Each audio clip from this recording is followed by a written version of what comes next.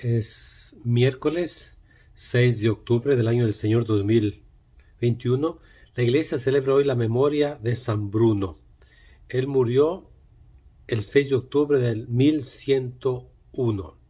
Él fue el fundador de una de las órdenes religiosas más antiguas llamada de los cartujos. Alguien decía que esa orden es lo más cercano al cielo. Los cartujos se dedican simplemente a la oración y a la contemplación. El Evangelio de hoy está tomado de San Lucas, capítulo 11, versículo del 1 al 4. Un día, Jesús estaba orando y cuando terminó, uno de sus discípulos le dijo: Señor, enséñanos a orar, como Juan enseñó a sus discípulos. Entonces Jesús les dijo: Cuando oren, digan: Padre, santificado sea tu nombre, venga tu reino. Danos hoy nuestro pan de cada día, y perdona nuestras ofensas, puesto que también nosotros perdonamos a todo aquel que nos ofende, y no nos dejes caer en tentación. Palabra del Señor. Tenemos dos versiones de la oración que conocemos como el Padre Nuestro, la versión de Mateo del capítulo 6 y la versión de Lucas del capítulo 11. En la liturgia seguimos más la versión de San Mateo, pero los estudiosos dicen que a lo mejor la versión de Lucas es la más cercana a Jesús.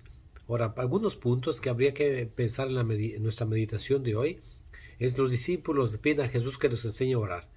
Los discípulos se encontraron en la manera como Jesús oraba, como se relacionaba con el Padre, de una manera que podían imitar, replicar. Por eso piden que les enseñe, como Juan enseñó a sus discípulos. De hecho, en el Evangelio de Lucas encontramos a Jesús muchas veces en oración. En los momentos más importantes de su vida, Jesús se retira a orar. Y la oración es tan importante, a final de cuentas. Es como el aire que respiramos, que lo necesitamos. No nos damos cuenta que lo necesitamos, pero es allí. Nos damos cuenta cuando no podemos respirar, cuando tenemos neumonía. La oración es también tan importante, es lo que da vida a nuestra vida, a final de cuentas, ese aire que nos refresca, es esa relación tan importante con aquel que llamamos Padre. Ahora, el Padre Nuestro, como en la versión de Lucas, es una manera como hay que rezar. Y una de las cosas más fundamentales es esa relación de intimidad que tiene Jesús con su Padre. Y Jesús nos enseña a llamar a Dios con ese bello nombre, Padre, Abba. En el Antiguo Testamento pocas veces se menciona a Dios como Padre, ¿no? Pero nunca en la oración de un judío va a nombrar a Dios como Padre, final de cuentas. De hecho, los judíos santificaban tanto el nombre de Dios que ni siquiera lo pronunciaban. No decían jamás Yahvé, sino usaban el nombre Adonai. Nosotros cristianos, gracias a Jesús, podemos hablar de esa cercanía con Dios. Y nomás de pensar que Dios es mi Padre, que Dios me cuida, me protege, Dios que cuida a los lirios del campo, a las aves del cielo. Ahora, ¿cuál es la función del cristiano? Santificar su nombre, dar el lugar que merece en nuestras vidas y pedir que ese reino de justicia, de paz, venga a nosotros. Esa es la primera parte, ocuparnos de las cosas de mi Padre, como le dice Jesús a la Virgen María en el capítulo 2 de San Lucas. No saben que me tengo que ocupar de las cosas de mi Padre, que es nuestra función. A través de toda nuestra vida, santificar el nombre del Señor, dar el lugar que merece. Luego viene el pedir al Señor por nuestras propias necesidades. La primera de todo, que nos dé el pan, que perdone nuestras ofensas, ¿no? Que nos deje caer en tentaciones. Tres cosas: que nos dé el pan, que perdone nuestras ofensas y que nos deje caer en tentación. Necesitamos aprender a rezar.